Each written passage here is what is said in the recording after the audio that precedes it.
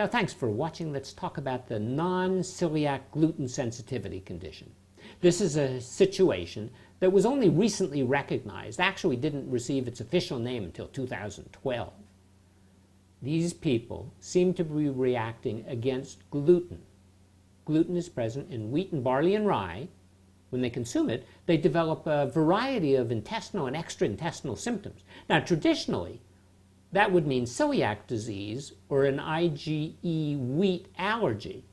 But these people have neither. We can test for that and exclude those conditions. Now, people are already arguing about the name. Some people say it should be called non-celiac wheat sensitivity because it isn't really necessarily a reaction against gluten. Other people say, the experts from Australia, they say, no, if you want to be technical, you should call it non-celiac gluten or wheat sensitivity because that more accurately describes the condition. Well, what's the evolution of the problem? Evolution began back in the 1970s. And in the mid-1970s, a small number of young and middle-aged women who had long-standing abdominal symptoms, they had abdominal pain and discomfort and bloating and altered bowel habits and fatigue, they were completely evaluated medically, couldn't find anything specific abnormal. They were tried on a variety of different treatments. Nothing seemed to help them. They just seemed to have the irritable bowel syndrome. And then somebody came up with the idea, well, let's put these people on a gluten-free diet. And when they did, the symptoms remarkably disappeared.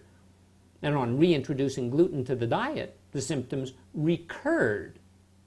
Well, in spite of that, nobody paid much attention to the condition up until about 2007. In 2007, another group of individuals suffering from the irritable bowel syndrome, principally the diarrhea-related form, they were given a gluten-free diet, and they all seemed to get better. So now we have a condition that's different from celiac disease, but it seems to have something to do with the same gluten. So now we call it non-celiac gluten sensitivity, and unlike the celiac disease that affects 1% of the population, this disease that sprang from nowhere seems to affect as many as 5 to 10% of the population, mostly in women, anywhere from the teenage years up to around 50 or thereabout. A lot of people are self-proclaiming themselves to be gluten sensitive, and they get off gluten because people think that gluten is not healthy, and actually 10 to 20% of the population feels that a gluten-free diet would actually be better. It's fueling a market of about $6 billion on gluten-free foods that you see everywhere nowadays. Well, what do we know about this condition? Non-celiac gluten sensitivity, 5 times more common in women than men, typically diagnosed in the 30s and 40s. There's a gap between when you consume the gluten and when you develop the symptoms that could be in the range of days, maybe to as low as several hours. People often have the pre-existing diagnosis of irritable bowel syndrome or lactose sensitivity. So it seems that maybe there's this big tent, the tent of irritable bowel syndrome, and we have a lot of different disorders that we're now starting to dissect out from there. Well, people who have the non-celiac gluten sensitivity suffer from intestinal symptoms and extra-intestinal, non-intestinal symptoms. Intestinal symptoms might be abdominal bloating, gas from up above or down below, pain in the upper belly or the pelvis area.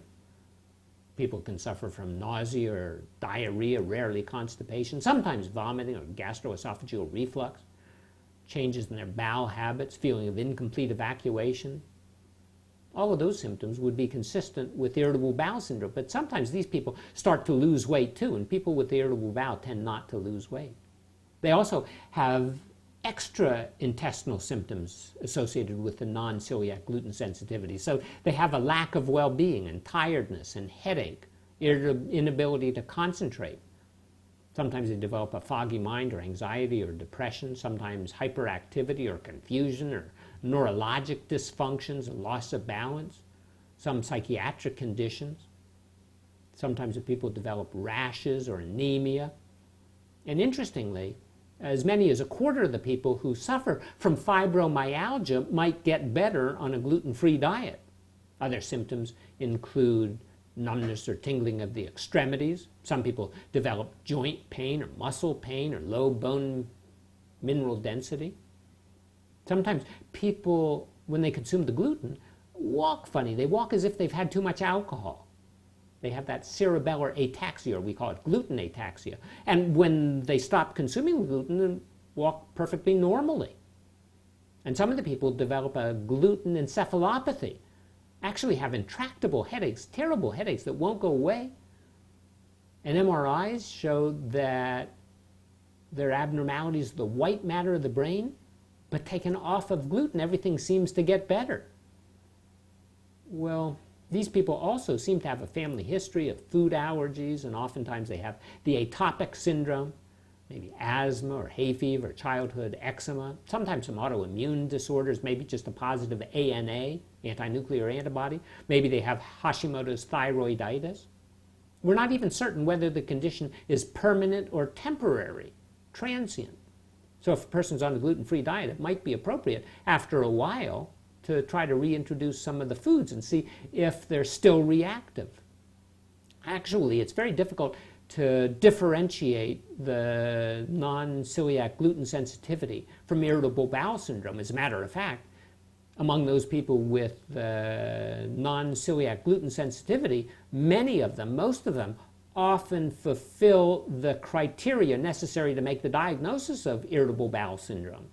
And as a matter of fact, if we look at the people who have the irritable bowel syndrome and take away the wheat, at least a third of them get significantly better. Well, globally, the irritable bowel syndrome affects about 25% of the population complaining of those abdominal symptoms. Now, some of the people can get better when we take away their lactose. Some of the people get better when we take away certain other kind of foods, maybe fructose. And certain of those people get better when we take away the gluten. So we might have, as I mentioned, a condition, the irritable bowel syndrome, that covers many different disorders that we're now culling out. Well, the difference between the irritable bowel syndrome and the non-celiac gluten sensitivity might be some of those extra intestinal symptoms, because it seems that the people with the non-celiac gluten sensitivity suffer more of those kind of symptoms than the people with the irritable bowel, who otherwise just seem to have the bowel disorders. Now, there's some other kind of disorders we need to consider. So maybe you have an overgrowth of bacteria in the small intestine. We call it SIBO, small intestinal bacterial overgrowth. And that's why people who have the irritable bowel syndrome are starting to be treated with some antibiotics to kill the bacteria. But that might not be appropriate because it might be a diet problem. Might have to change the diet. Some of the people might even have the early manifestations of the inflammatory bowel syndrome. Well, we have to consider that of the people who believe they have the non-celiac gluten sensitivity, not all of them are going to get better when they stop consuming gluten. Yes, that might be a large part of it, but there are other kind of proteins in the wheat. Maybe it's the amylase trypsin inhibitor. Maybe it's the wheat germ agglutinin. Maybe it's not even a protein in the wheat. Maybe it's a carbohydrate in the wheat and other foods as well. Something we now call the FODMAPs, FODMAPs. Is there anything specifically that we can gain from laboratory evaluation of people with the non-celiac gluten sensitivity? No, not really. We always talk about the HLA DQ2 and 8, but that's about the same as it is in the general population. People who have the non-celiac gluten sensitivity do not have the antibodies to tissue transglutaminase or the endomysial antibodies that the people with celiac disease would have.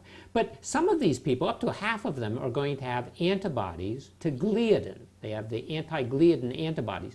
That's not specific because we know that blood donors have it in about 10-15% of the population. Same with people with the irritable bowel syndrome. Here we just seem to have a higher order of the condition. And also, they seem to have an increase in the soluble CD14. Now, CD14 is a component of the innate immune system that seems to be reacting against a chemical that's present on the outer surface of bacteria. Again, a symptom, or a suggestion rather, that maybe it's some of these bacteria that are causing us some of the problem. And other people have an increase in the fatty acid binding protein number 2. And that's a sign of epithelial dysfunction, that maybe the cells lining the intestine aren't quite right.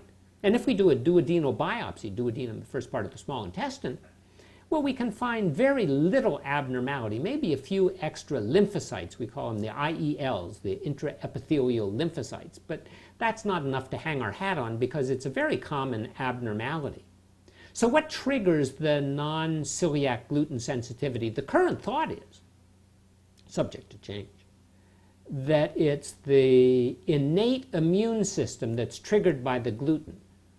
In celiac disease, the innate immune system and the adaptive immune system are both triggered. Here, just the innate immune system. And that seems to cause some sort of intestinal leakage or intestinal sensitivity. Well, we now have to differentiate two different kinds of sensitivities. We have the food intolerance and the food sensitivity. If you suffer from food intolerance, you lack the digestive enzymes necessary to absorb some kind of a nutrient. So that happens with lactose. So you could be lactase deficient. And it happens with the FODMAPs, and included in the FODMAPs, we'll tell you about in a moment, is lactose. And then we have food sensitivity, where the immune system is really the culprit. And it's not a lack of an enzyme, it's just, unfortunately, that you're reacting to some sort of a protein. Well, if we look at people who are given a gluten-free diet, not all of them are going to improve completely. Some of them are going to still have residual symptoms. And the question is why?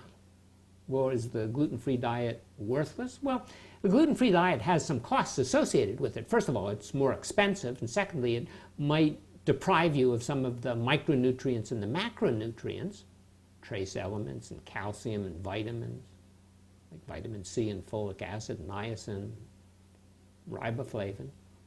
Might alter the protein content, the fat content of your diet. That might increase your cholesterol, increase your weight, increase your blood sugar and your blood pressure. Alters the GI bacteria, maybe not in the good fashion. So let's look at the wheat and see what's in the wheat that you might be reacting to, because that's, after all, where the gluten is.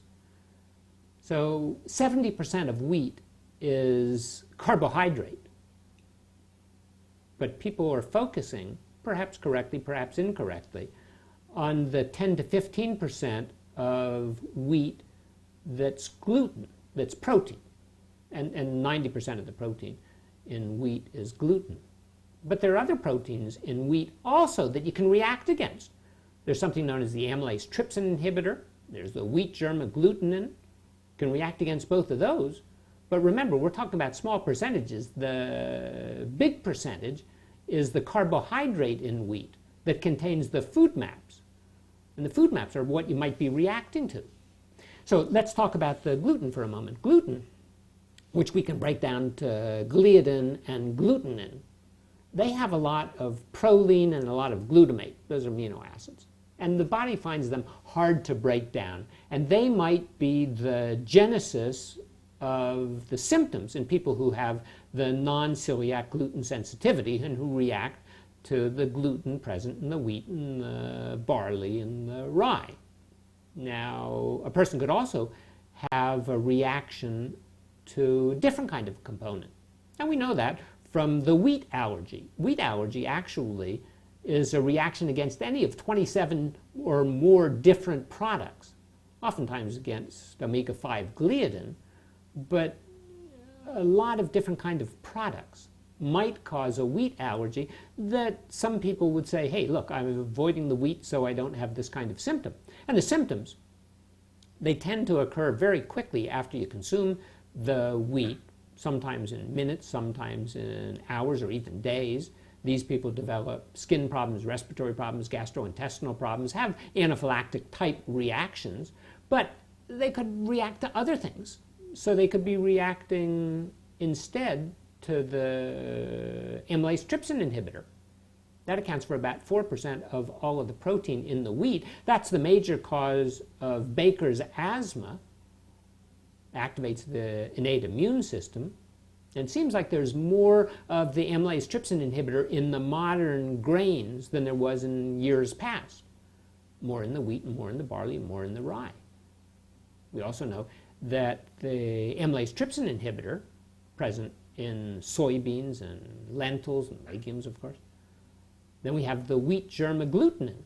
It's another protein that's present in the wheat. And when you avoid the gluten, you avoid this too. But we'd like to kind of hone in and get rid of the component in your diet that really is causing the problem. So the wheat germ agglutinin, well, it's a natural pesticide. It decreases the repair of the gut epithelial cells and leads to a variety of gastrointestinal symptoms. So let's say we've eliminated all of the wheat protein. We eliminate the gluten from your diet, but you still have the symptoms. Could be that you need to be on a low FODMAP diet. Now, what are the FODMAPs? It's spelled FODMAP, and it's an acronym, and it stands for F, fermentable, O, oligosaccharides, D, disaccharides, M, monosaccharides, and P, and polyols. So you avoid the products that are going to ferment in the intestine, the oligosaccharides, the fructans and the galactans. We're talking about wheat and onion and garlic and beans and soy and legumes and products like that. Those are oftentimes the cause of your symptoms. Or it might be the disaccharides, like the lactose. It might be the monosaccharides, like the fructose. And the fruit and the honey and the high fructose corn syrup might be causing a problem. Or the polyols, those are the sweeteners. Those are sorbitol and xylitol and mannitol and maltitol. Those are present in the stone fruits, like the avocado or the cherries or the peaches or the apricots or the nectarines or the plums. But not all carbohydrates are FODMAPs. The FODMAPs are carbohydrates that are not fully digested and absorbed, but they're fermented by the bacteria. Remember, bacteria in your intestine. These are carbohydrates. The glutens are proteins. So here, with the FODMAP, what happens is the bacteria in the intestine ferment the carbohydrate, increase the production of hydrogen gas and methane gas and short-chain fatty acids. That increases the small intestinal water content. That's going to increase the intestinal motility and lead to an osmotic diarrhea and visceral hypersensitivity. Your gut isn't going to feel very good. So remember, gluten is not a FODMAP. Gluten is a protein, and with a FODMAP, we're talking about carbohydrates. And it would appear that a significant number of people improve on a gluten-restricted diet, but a lot of people also are going to improve on a FODMAP-restricted diet. And as a matter of fact, for the irritable bowel syndrome right now, the Australian authorities and the British Dietetic Association, they recommend that you get rid of the FODMAPs because that might be what the problem is. So just consider, we have a lot to learn on this whole condition, but a low FODMAP diet might not exactly be the healthiest thing in the world because it can lack the carotenoids and the vitamin C and the flavonoids. It lacks bulk. You lack calcium absorption. You have a decrease in the short-chain fatty acids, and the short-chain fatty acids actually can help protect against colon cancer. So if you do go on a low FODMAP diet, remember there are all sorts of FODMAPs, so you can gradually, after 6 or 8 weeks, if you've improved, you can gradually put extra back in the diet and see how you do. So right now people talk about this condition, non-celiac gluten sensitivity, as if it's just one disease. It's probably not. It's probably a subcategory of the irritable bowel syndrome. And now as we learn a little bit more, we're starting to dissect things out. We've already dissected out the lactose sensitivity and the fructose sensitivity and the small intestinal bacterial overgrowth. And now we're learning about the non-celiac gluten sensitivity that's not related to the celiac disease. And we're also learning about the FODMAP sensitivity. And then, of course, there's the amylase trypsin inhibitor problem and the sensitivity to the wheat germ agglutinin. So there are a lot of tricks for us to learn, but at least you know where we stand. Thanks for watching. If you enjoyed the show, please tell a friend. Maybe subscribe so you'll get some of the latest information that we produce. And as always, I appreciate your interest. I'm Dr. Ken Landau.